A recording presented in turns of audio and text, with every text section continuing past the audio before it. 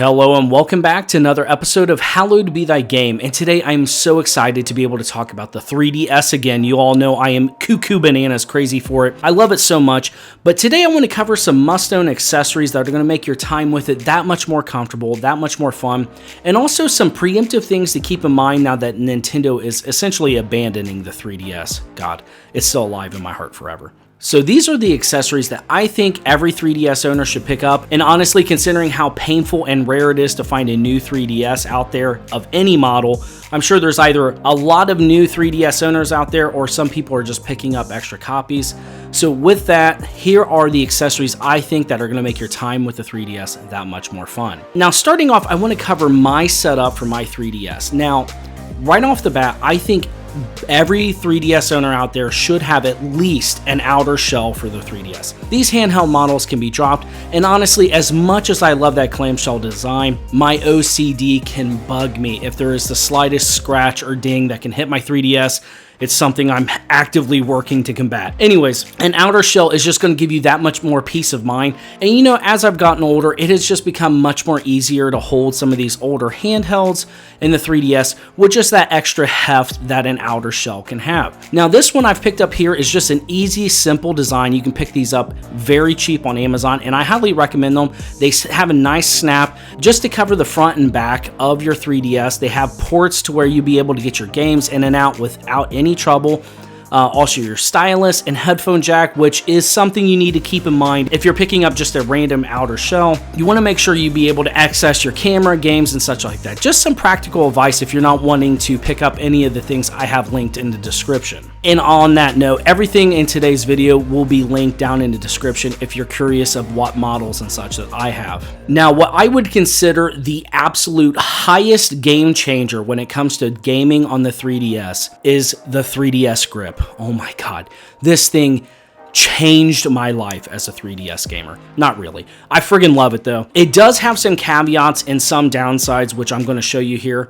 But essentially what this does is it adds a lot more heft. It is an outer shell grip. It has some really nice ergonomic designs to just give you that stronger feel to where you're holding maybe a more comfortable controller, or for anybody who might use a grip for their Switch, like the Satisfy grip or such like that. It definitely offers that same utility and comfort for me who absolutely lives and breathes 3DS JRPGs. Having longer game sessions is just night and day different by just using this grip. I cannot recommend this enough. This is my highest recommendation on today's list. It's fantastic. I love it. But what you can see here is I do something a little different. I take the front plate covering of my outer shell and combine it with my grip. So I use this tag team to just offer that little bit of extra insurance to where if I drop my grip and it might hit the floor.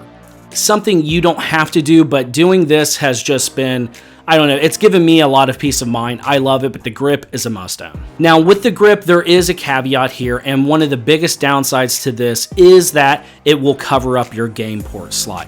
You're still able to access your stylus, you're still able to plug in all your different headphone jacks and such like that. You're able to charge it, no problem. The fact that it does cover up and encase the game card slot feels like a massive design oversight, so it is a knock against it.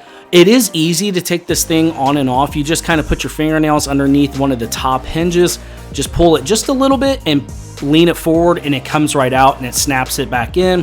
Very easy design, but it's something that could have just been easily fixed by having a port for the game slot. But complaint aside, I still love this grip. I would never go back to gaming without it. I will say this, the prop in the back is not that sturdy, so I wouldn't consider like propping it and using it in place for like playing Kid Icarus or something like that. Now with this outer shell and grip, I do want to recommend you always need a carrying case for the 3DS. One little gripe I have about most 3DS game cases is that most of them don't come with enough space for your charger. However, I am showing a couple of my absolute favorite game cases here. The one I used before using the grip is this blue and black one. It definitely has enough room in the upper compartment to where you'd be able to put your 3DS charger in there. It's a very sturdy case. I've used this for years. It has taken an absolute beating over the years, and it has also kept my 3DS safe, which is what I love most. There's some nice game slots that are in here, but I'm just showing a few other styles out there. But now that I have the grip with my 3DS, unfortunately, I can't use this one anymore, which is another little knock against the grip. However, there are larger cases that are out there. Maybe you can repurpose some DS game cartridges and such like that that would be wide enough and thick enough to be able to fit the grip in there. I use this camo bag. It comes with a lot of different slots and options. There's many different options out there, and you're still able to find these on eBay. I haven't really found any on Amazon, unfortunately, but maybe at flea markets and such like that. These things are littered everywhere, and they're not often in high demand, so you can still get these relatively cheap right now. But definitely pick up a carrying case for those who want a game on the go. Now, something to keep in mind is that the base storage that comes with most 3DSs is like an 8 gig slot, if I remember right, very small. And you know, with the big push for, you know, everybody downloading games digitally right now, you're definitely going to want to upgrade your storage slot. So I have linked in the description guides and such that will help you be able to install a 64 gigabyte micro SD into your 3DS. That way you just have more storage than you know what to do with. This is just making your life so much easier. And with the 3DS eShops closing, you definitely want to be outfitting yourself with all these digital games. And you don't want to be playing that tug of war of how much storage space you have left.